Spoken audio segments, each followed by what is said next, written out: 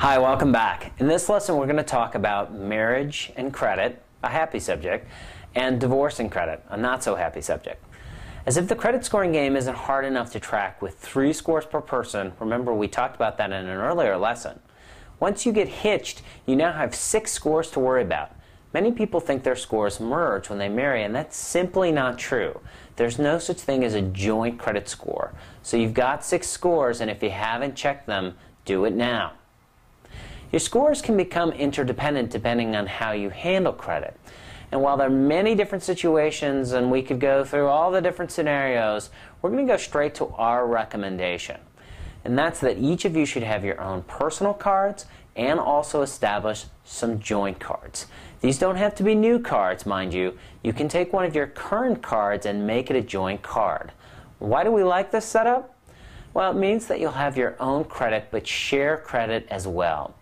Financial experts will often tell you that you should try to use your personal cards for personal use and your joint cards for joint community purchases. If you come to the marriage with no credit cards, this is a great opportunity to establish credit of your own. Get your own cards and establish a bank account. These are good things you can do while you're married, as you can get an assist from your spouse's credit. Remember we discussed earlier how credit scores are looked at when getting a home loan and that they often take the mid-score? So, what do they do now that you're married? Answer, they often compare your mid-score to your spouse's and take the lowest one. Car companies usually pull one for each of you, and they take a similar approach if both plan to sign for the car. They'll likely go with the lower score because it gets them the highest interest rate and a higher payments. Did you know that some car companies make most of their profit from financing and not from the car? Another option, if you have a higher score than your spouse and you can qualify for a better rate based on your income with just your score, then just put your name on the loan application but put both names on the title.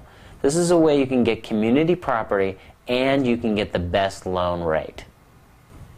Divorce is hard and there's no way around this. We constantly hear stories of people whose credit was wrecked in divorce, and so everyone wants to know, what should you do with your credit if you get divorced? Well, if and when you get divorced, you must contact each credit grantor and either close all joint accounts or convert them to individual accounts. Personally, we like the converting accounts so you hang on to your credit limits. Let's go back to our example with Jack and Jill. In this case, Jack converts the Visa and Jill converts the Amex to an individual account. If you have trust issues, you should consider closing down the joint accounts completely. This way, what you end up with is what you most likely came to the marriage with, just the cards that have one name on them, yours. So why be so careful? Well, finances usually get harder after a divorce. According to the U.S. Census Bureau, 37% of custodial mothers receive the full child support payments they are due, and only 15% of all divorced women are awarded alimony.